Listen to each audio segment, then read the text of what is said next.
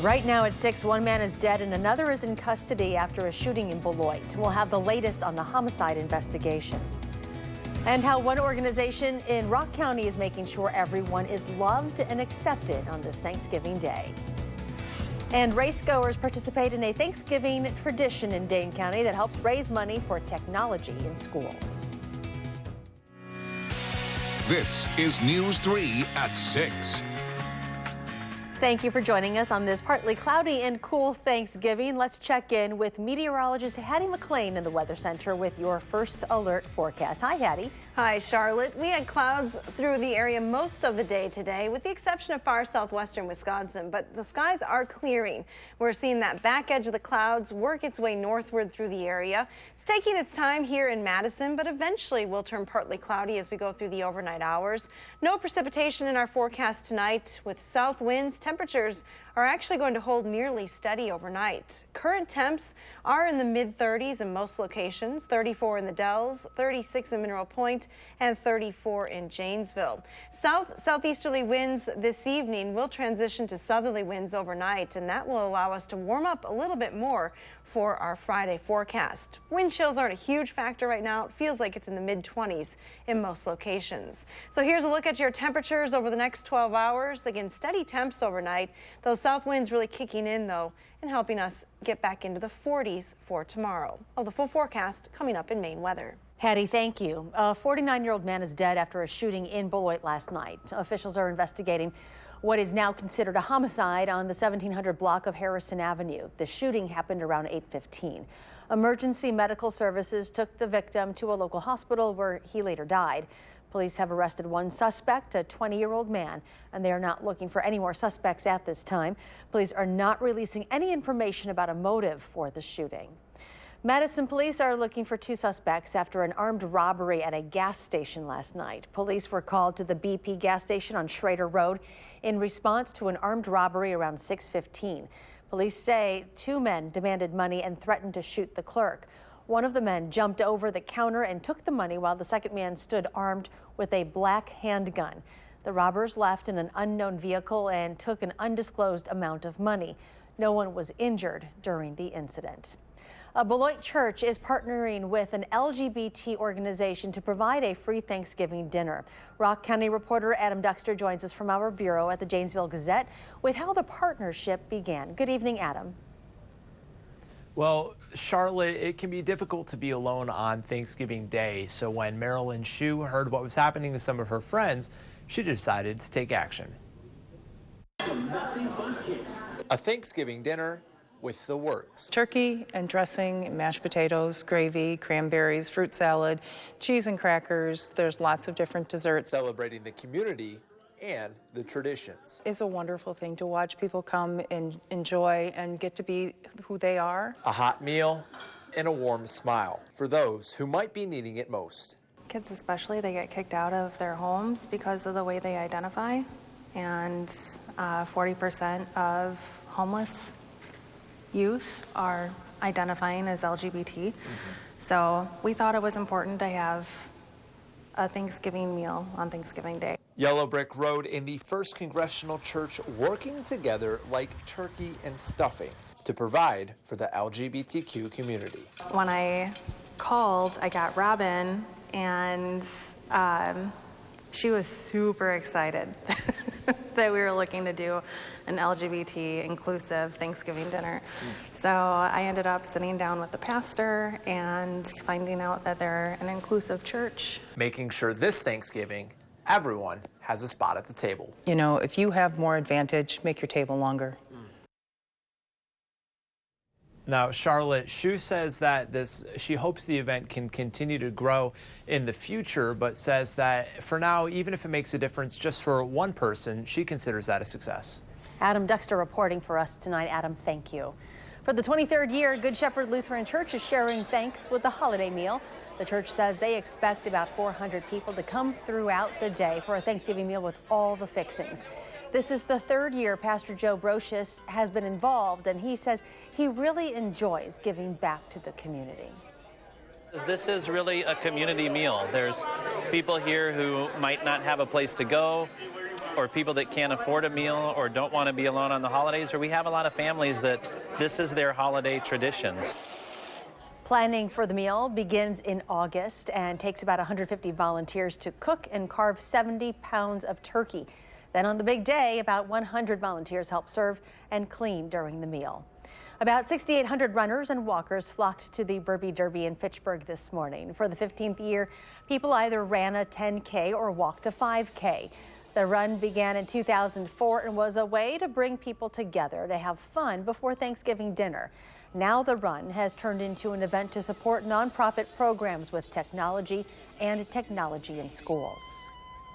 It's really bringing families together and friends. They're outside, they don't have their face in front of a computer, they don't have their face in a phone, they're just enjoying each other, and that's just a huge benefit, and it's something that all of us that volunteer, we have 500 volunteers every single year. That's why we do it. And they're off. 42 of the people who participated in the Derby have participated every year since its creation.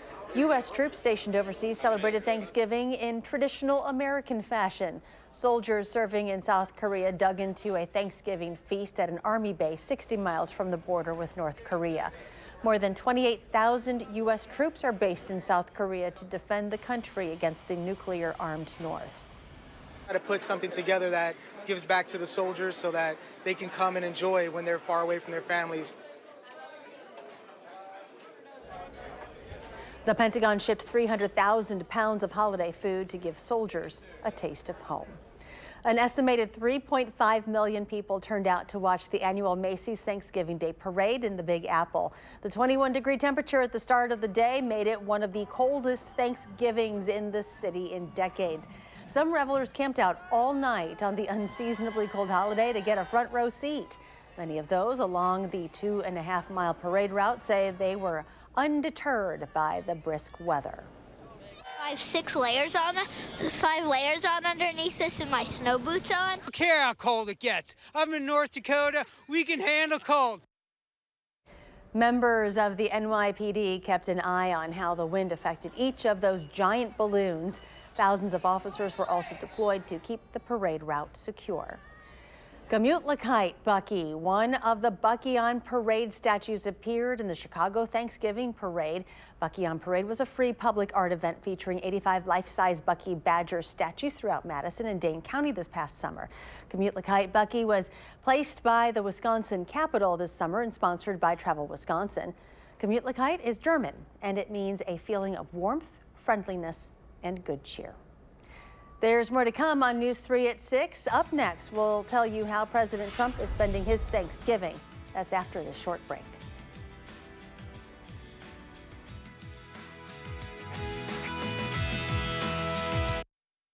Beat the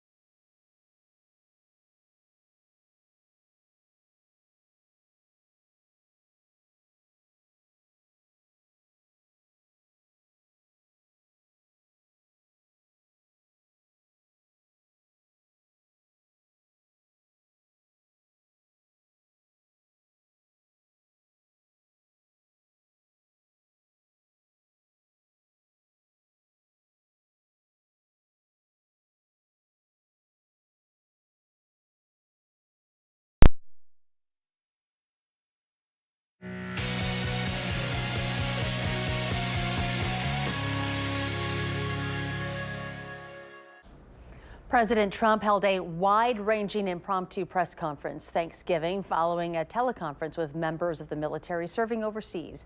Nicole Killian has more details from the White House. President Trump spent Thanksgiving morning visiting a Coast Guard base in Florida. Hello and happy Thanksgiving. And talking to service members overseas. He then announced the U.S. is in talks to withdraw our forces from Afghanistan. We're in very strong negotiations in Afghanistan right now, which a lot of people don't know about. This may be the first. I think they're tired of fighting. And we'll see what happens, but we are talking about peace. The president has been criticized for failing to attend the Veterans Day ceremony at Arlington National Cemetery and for not visiting the soldiers serving in combat zones. But he says a trip is in the works. We're going to do some interesting things. At the appropriate time, we'll be doing some very interesting things. Mr. Trump also kept up his feud with the Ninth Circuit Court, which issued a temporary restraining order blocking the president from barring migrants who cross into the U.S. illegally from seeking asylum. It's a shame. It's a disgrace, frankly.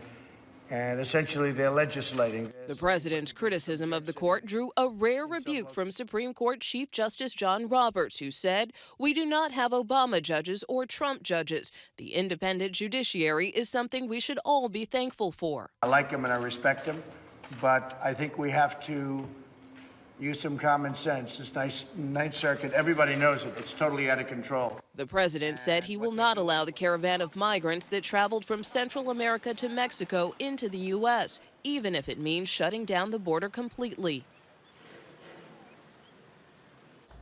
President Trump also said he authorized military forces along the border to make arrests and use deadly force if necessary, despite the Pace Comitatus law, which prohibits the military from acting as law enforcement personnel within the United States.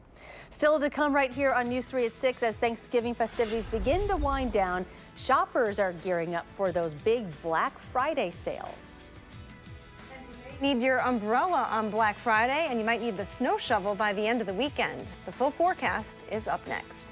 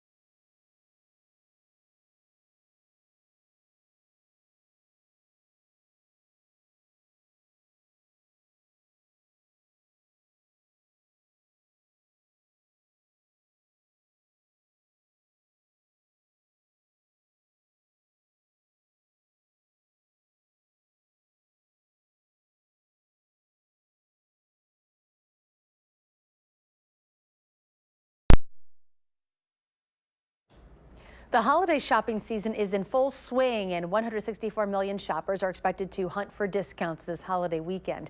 Brick and mortar stores are hoping the strong economy and bargains will entice shoppers to spend more money this year. Analysts believe this could be a make or break holiday shopping season for struggling retailers like Sears and JCPenney.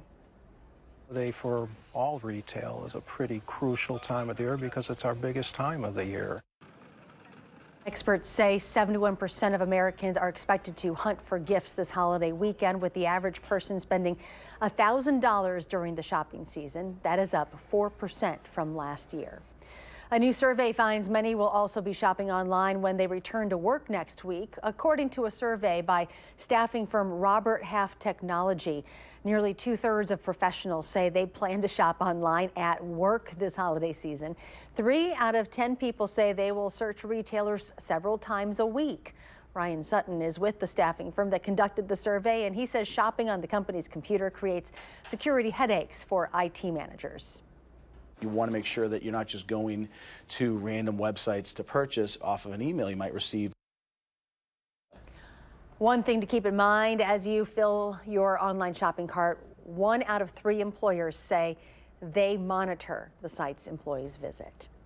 Women are making their mark at the Milwaukee Fire Department. In a field that is dominated by men, the department is celebrating its first all-female crew. These women have shattered the glass ceiling. For the first time ever at the Milwaukee Fire Department, the all-female crew responded to emergency calls and fought fires for 24 hours.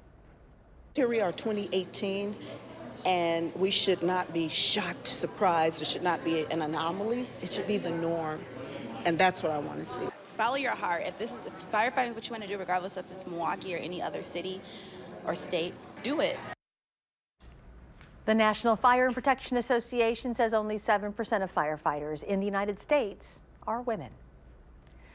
Meteorologist Hattie McLean joins us now with a look at our long Thanksgiving holiday forecast. It gets pretty active after today. We've had a couple of quiet days in a row, not a whole lot happening in the weather department, but 2 storm systems this weekend will keep us on our toes. Be busy. Yes, it will. Let's take a look at Weather Track this evening. We're looking at a clearing trend working its way through southern Wisconsin. Still have clouds here in the Madison area, but the back edge of the clouds will continue to lift northward as we head to the overnight hours. So look for partly cloudy skies during the overnight time frame.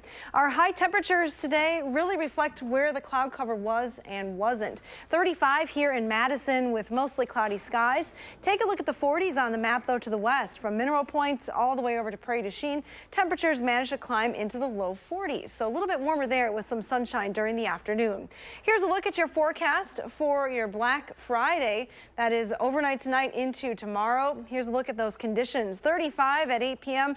under partly cloudy skies here across southern Wisconsin. By 6 o'clock, not much of a change in the temperatures, although winds from the south will be increasing overnight, so it'll be a little breezy tomorrow morning. Those winds will stick with us through the day tomorrow, but help us warm to a high of 43, or a temperature of 43 degrees at 4 p.m., but look for some scattered showers. So if you have plans to be outside or in and out of stores late tomorrow, you'll want to pack that umbrella. Nothing showing up really on the radar map across southern Wisconsin at this hour. And if we zoom the map out to the a wider perspective, you can see some scattered precipitation along the west part of the United States. This storm system will organize itself as it moves across the plains over the next 12 to 24 hours and bring rain to southern Wisconsin. Here's a look at those 48-hour rain chances. Really low through the morning tomorrow. Not likely to need that umbrella, but after lunchtime, rain chances start to ramp up a little bit. Rain becoming likely as we head into Friday night. It looks like it will come to an end, though, pretty quickly on Saturday. By lunchtime on Saturday, things are dry once again across southern Wisconsin. But we do have an alert day in the forecast, and this is for Sunday into Sunday night. Confidence is increasing that a storm system will impact the area, bringing snow, possibly mixed with a little bit of rain at time. A little early to really determine the exact track of this storm system, but it could bring some decent snow to southern Wisconsin, anywhere from 2 to to 6 inches possible. Again, this forecast could change over the next 48 hours, so if you have travel plans on Sunday, keep up on the forecast details. Here's a look at the GFS forecast model. Rain off to our east by midday on Saturday, a break in the precipitation with westerly winds, but then this next storm system moving across the plain states, again, possibly bringing a mix of precipitation, changing over to snow for southern Wisconsin as we head into Sunday night and then into early Monday morning. The storm system should wrap up pretty quickly on Monday, but it will turn colder behind that system. Not a lot of cold air on the map right now, though. Take a look at some of these current temperatures. 52 in Kansas City, 46 right now in Des Moines. We're in the 30s here across southern Wisconsin, so not quite as mild. Southeasterly winds this evening will shift to the south overnight and increase to anywhere from 10 to 20 miles an hour. So it will be breezy tomorrow. We'll look for those south winds to warm us up even more, though. Here's a look at your future track forecast model. Continued clearing taking place overnight tonight. Temperatures will finally get back into the 40s, at least for a couple of days starting tomorrow, but that rain moves in during the afternoon, so plan on the potential for rain across southern Wisconsin through Friday night into very early on Saturday. Here's a look at your extended forecast then. Temperatures will stay in the 40s as we head through Saturday. Rain ends in the morning. Sunday colder with that snow moving into the area, and we could see some accumulating snow by Sunday night. Definitely turning colder as we head into next week then, with highs only in the 20s. And that's your First Alert forecast. The Badger men's basketball team has a 3-point party in the Bahamas and win again. The story's coming up in sports. Hello, I'm Madeline O'Neill. Tonight on the news at 9, dozens of seniors lost their homes in a fire earlier this fall in Washington state, but the people who saved them are once again helping them this Thanksgiving. That touching story tonight on Fox 47.